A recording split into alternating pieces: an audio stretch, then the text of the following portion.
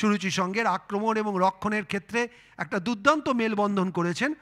নিঃসন্দেহে আজকে একটা উপভোগ্য 102 মিনিট খেলা হয়েছে। আমরা এই ম্যাচের একটু হাইলাইটসটা দেখে নেব। যারা মিস করেছেন SSEN অ্যাপে তারা কিন্তু আরেকবার এই সুন্দর মুহূর্তটা কিন্তু দেখে নিতে পারেন। খেলার শুরু প্রথমেই একটা সুযোগ ছিল সুরুচি সঙ্গের কাছে, কিন্তু সেখান থেকে অর্ণেন্দু বল ধরে নেন। এই সেই গোল, প্রথম গোল, যেটা সুময় সোম ডিফেন্সিভ ল্যাপস ছিল, ব্যাক পাস করতে গিয়ে বল কিন্তু চলে যায় মিস পাস থেকে, এবং সেই মিস পাসটাকে কানেক্ট করে সুময় কিন্তু 11 মিনিটের মাথায় ক্যালকাটা কাস্টমসকে এগিয়ে দেন। এটা কিন্তু একটা দুর্দান্ত গোল হয়েছিল। তারপর অর্ণেন্দুর একটা সেভ, যেখান থেকে এই সেই ফ্রি কিক যেখান থেকে হাওকিপ গোলটা করেছিলেন। দুর্দান্ত একটা বিশ্বমানের গোল দেখেছি আমরা ডাইরেক্ট ফ্রি কিকে পেনাল্টি বক্সের বাইরে থেকে ডান পায়ের ইনস্টেপটাকে ব্যবহার করেছিলেন এবং ইনার রূপে বলটা কিন্তু লেগেছিল এবং সেখানে গোলরক্ষকের কিচ্ছু করার ছিল না। এক্ষেত্রে একটা ভালো সুযোগ ছিল, এক্ষেত্রে বল কিন্তু মাঠের বাইরে পাঠিয়ে দেন ওই পারেক। সেখান থেকে আবার আক্রমণে এসেছিল জয় বাজের একটা সেন্টার ছিল। জয় কিন্তু আজ অনেকবারই প্রথমার্ধে ওভারল্যাপে এসেছিল।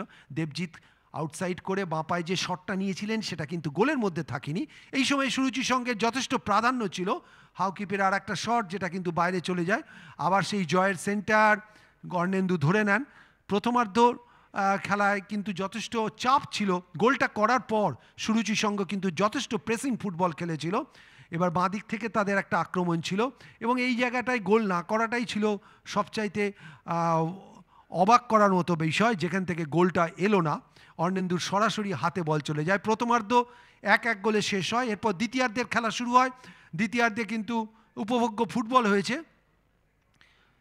প্রায় বেশ দুটি দলই কিন্তু যথেষ্ট সচেতন ফুটবল খেলা। এই সেই মাইনাস যেখান থেকে অর্ণেন্দুর হাতে লেগে দেবজিতের কাছে বল যায় এবং দেবজিৎ কিন্তু 65 মিনিটের মাথায় দলের দ্বিতীয় গোলটি করেন। 2-1 গোলে তখন এগিয়ে যায় সুরুচি সঙ্গ এবং তারপর অ্যাডেড টাইমে দুর্দান্ত একটা ফুটবল খেলেছে কাস্টমস। কিন্তু প্রচণ্ড প্রেস করে এবং প্রেস করলে যে জিনিসটা হয় সেটাই কিন্তু ঘটেছে।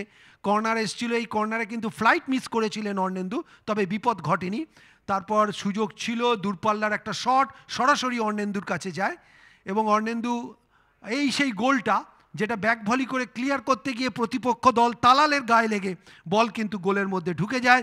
অর্থাৎ একদম শেষ লগ্নে 101 মিনিটের মাথায় গোলটা পরিশোধ করে দিল ক্যালকাটা কাস্টমস। অর্থাৎ